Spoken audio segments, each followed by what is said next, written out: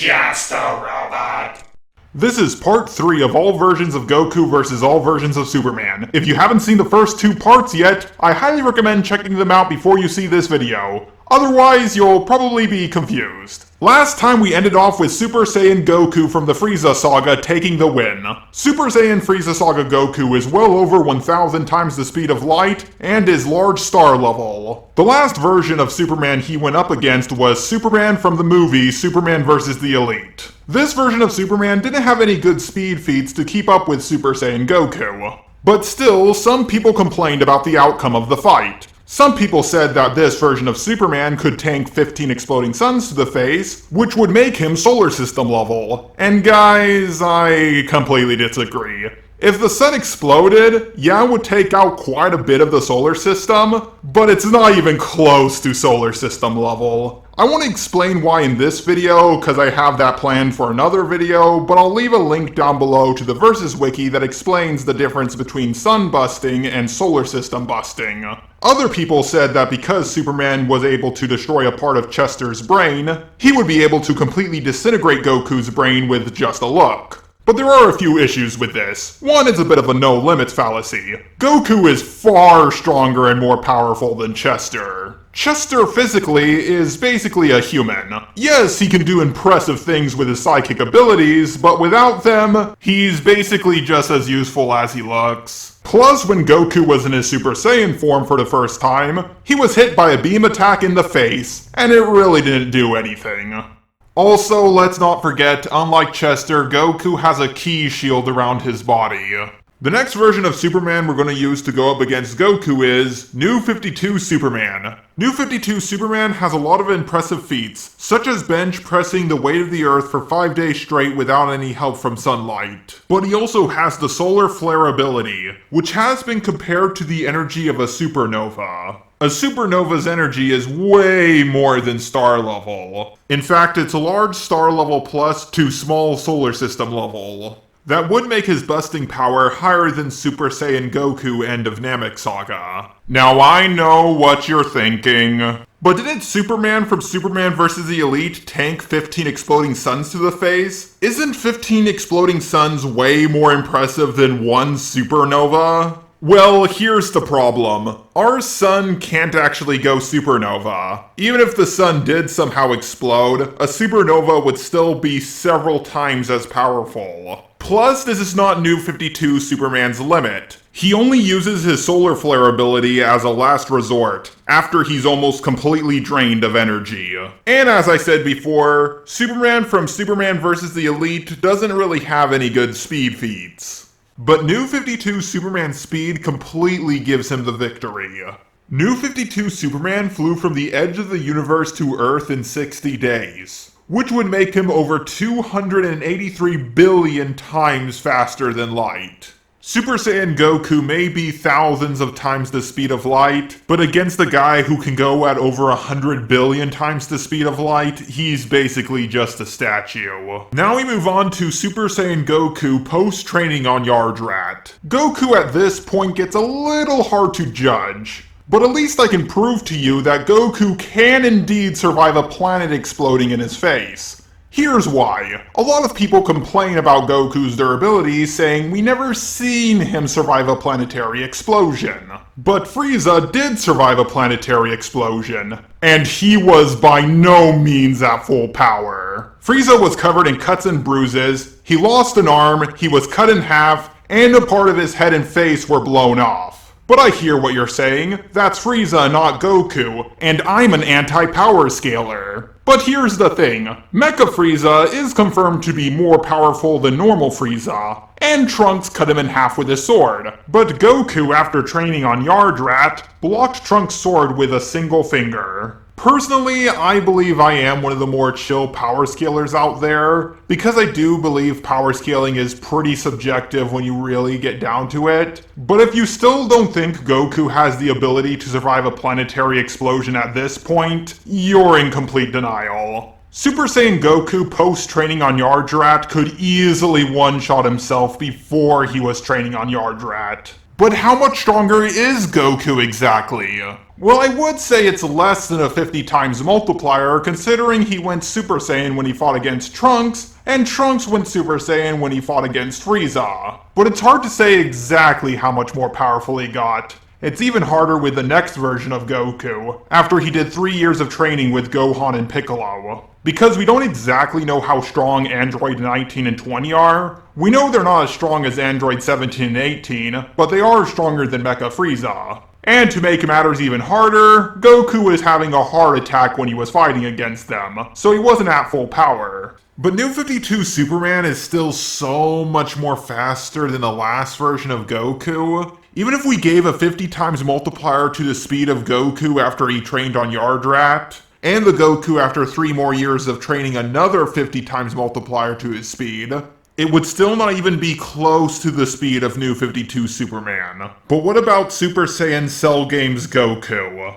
I'm just going to take a guesstimate and assume that about 80% of the people in the power scaling community think that Cell is a solar system buster. But there are some people who don't think he's a solar system buster, and some people think he's even more than that. For the people who think Cell is multi-mountain level and nothing more because we never seen him do anything more than that, and there are those who think that Cell is only planetary plus plus or something like that. These people are referred to as anti-power scalers, and let me tell ya, they're complete hypocrites. The people who say that Cell isn't a solar system buster will also say that Superman from Superman vs. the Elite totally tanked 15 exploding suns to the face, even though neither of the explosions were even close to moon level. I'm not saying everyone who thinks Cell is not a solar system buster believes this, but every single one that I have met believes this. A lot of people say, well, just because Cell says he can destroy a solar system, doesn't mean he can. But the thing is, there's really no reason for him to lie, and it's not implied that he's lying.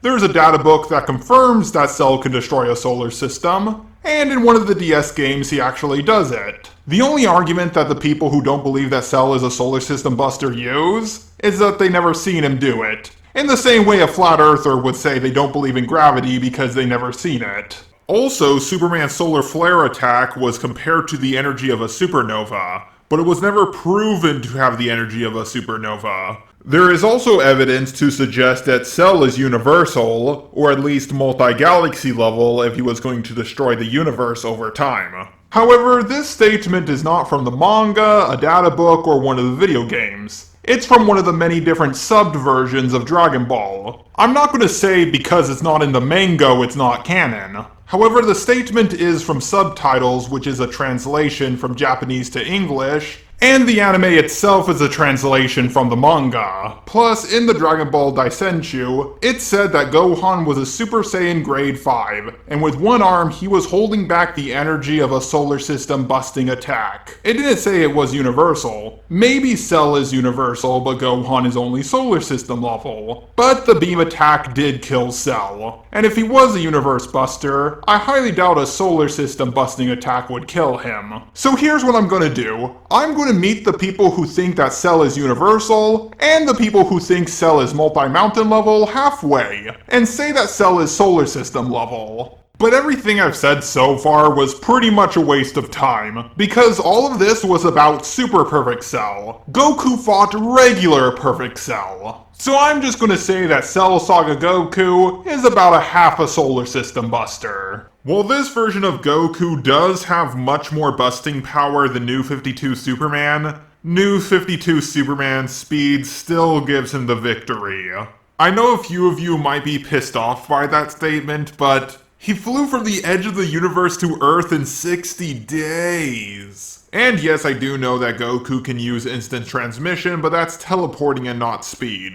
Yes, I do think Goku's busting power at this point is much higher than Superman's, but New 52 Superman's power is close enough to Goku that he can do enough damage to take him out. Now for End of Z Buu Saga Goku. Super Saiyan 2 Goku is around the same power level as Super Saiyan 2 Vegeta, who is said to be just over the power of Super Perfect Cell, making him around solar system level. Goku in his Super Saiyan 3 form is 4 times more powerful than that. So Super Saiyan 3 Goku is Solar System level plus, right? Well, this is one way you can power scale Super Saiyan 3 Goku, but there are other ways you can do it. I'm just gonna call this lowball Super Saiyan 3 Goku. Other people say that Super Saiyan 3 Goku is multi-solar system level, considering that Buu did destroy a galaxy in a few years' time, which would require him to destroy multiple solar systems every single day. If Buu destroyed an entire galaxy in a few years, this means at most it can only be 10 years, since if it was more than 10, it would have been stated as decades instead of years. The average galaxy has roughly 30 kiloparsecs dense with matter. 0.003 of 1 parsec is 1 light year in density. 30 kiloparsecs has similar density of 8 trillion light years. And then there are other people who think that Super Saiyan 3 Goku is multi-galaxy level, because it was said that Buu would destroy the universe over time, and considering how big the universe is, it would require him to destroy multiple galaxies every single day. While I do think New 52 Superman can defeat lowballed Super Saiyan 3 Goku, with the speed at which Buu destroyed a galaxy, Super Saiyan 3 Goku would be billions to trillions of times the speed of light. I understand that a universe is much bigger than a galaxy, but Buu didn't just travel across the galaxy.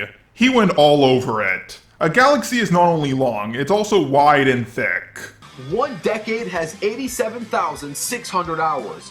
For Buu to destroy 30 kiloparsecs worth of matter in 87,600 hours, for each hour, he has to be traveling at least 785 billion times the speed of light. While New 52 Superman is not even 300 billion times the speed of light. And speed is the best thing that's going for New 52 Superman. Even if we use the busting power of the low-balled Super Saiyan 3 Goku, he's still Solar System Plus, which is much more than what New 52 Superman can do. I can't believe I'm saying this, but Goku actually takes the victory! Now we're moving on to Golden Age Superman. Golden Age Superman does scale to Silver Age and Post-Crisis Superman, although he is the weakest out of the three. Silver Age and Post-Crisis Superman are faster than the average Green Lantern, who are quadrillions of times the speed of light. Yeah, Super Saiyan 3 Goku may almost be a trillion times the speed of light, but there's a few digits between quadrillion and trillion. But just because Golden Age Superman is so much faster, it doesn't mean he has the destructive capability to take out Super Saiyan 3 Goku, right? Well, even if we say that Super Saiyan 3 Goku is multi-galaxy level, Golden Age Superman has multiple Universal Plus feats. He has tanked an anti-monitor attack, charged with the energy of the entire anti-universe. He has shattered space and time in his fight with Post-Crisis Superman.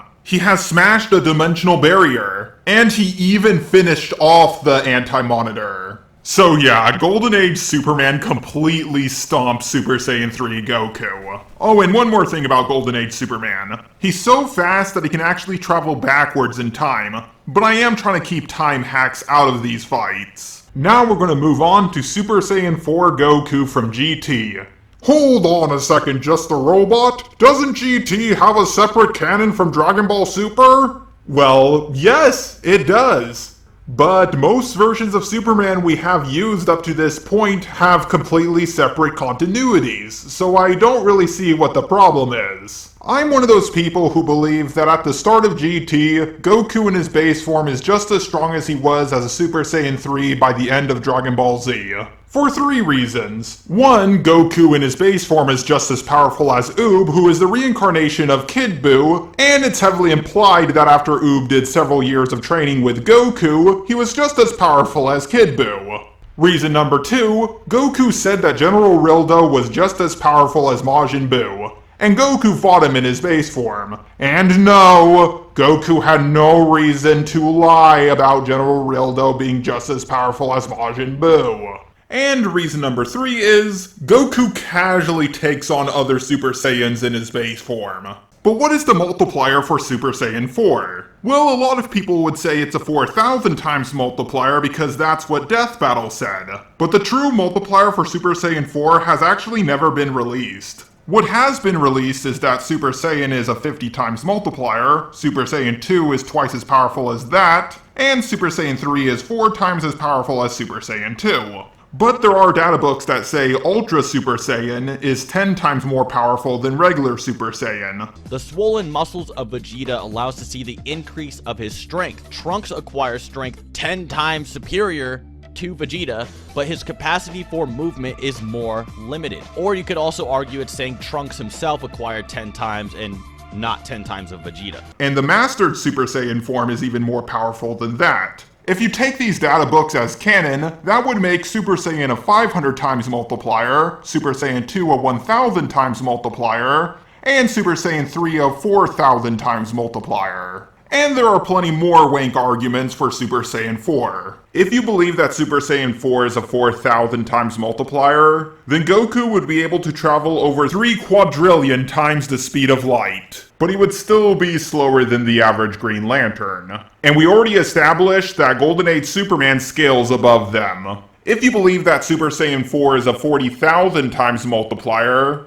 Goku's speed would still not even be half as much as Golden Age Superman's. Even if we gave Goku another 10 times multiplier to his Super Saiyan 4 form, he would be faster than the average Green Lantern, but as we established, Golden Age Superman scales above them, not equal to them. However, there's still a good chance that Goku's speed would be above Golden Age Superman's. But his busting power wouldn't be strong enough to do any real damage against Golden Age Superman. Even if we multiply multi-galaxy level by 1,000,000, it's still much less than a universe. So Golden Age Superman once again takes the win. Now we move on to End of Z Vegigog.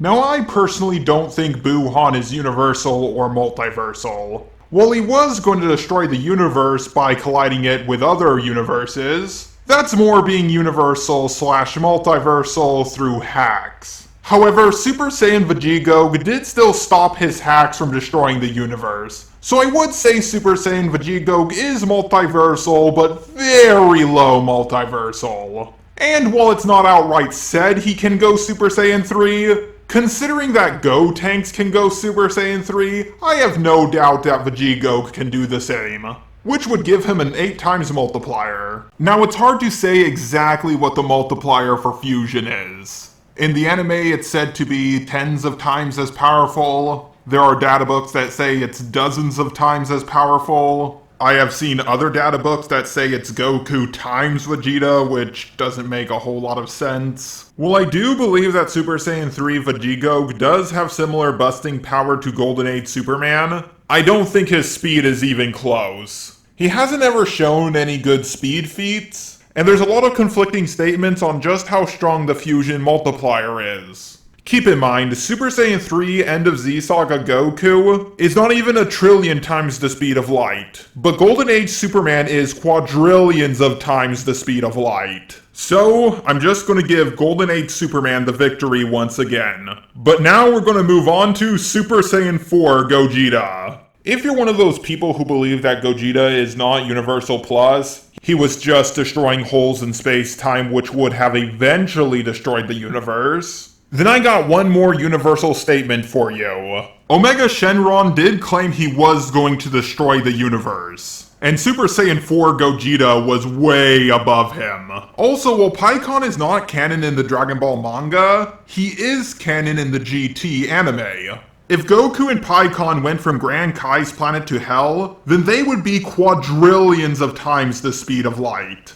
But this speed feat is very questionable, especially because I don't think the animators or writers knew just how big Heaven and Hell were in the Dragon Ball universe. And I didn't even include other speed feats by Golden Age Superman, such as him going so fast he went backwards in time. But even if we don't include it, Super Saiyan 4 Gogeta is several thousand times more powerful than Super Saiyan 3 Vegigog. So I do think his speed and busting power is above Golden Age Superman's abilities. But unfortunately for Gogeta, in his Super Saiyan 4 form, he can't stay fused for very long, and he's very reckless. He pretty much has the ignorance of Goku combined with the arrogance of Vegeta. And Golden Age Superman has a lot more hacks than Super Saiyan 4 Gogeta. So it is possible that with his intelligence and with his hacks, he could outsmart Gogeta long enough to get him to defuse. So this fight could really go either way.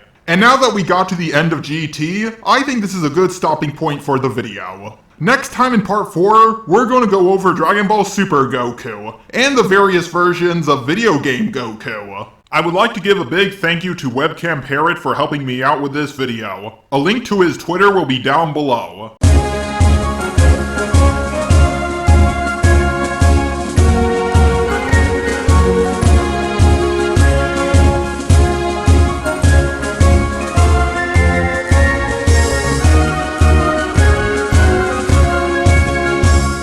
My eyes have seen the glory of the cleansing of YouTube, debunking SJWs and feminazis too. We criticize reactionists in hopes they get the boot.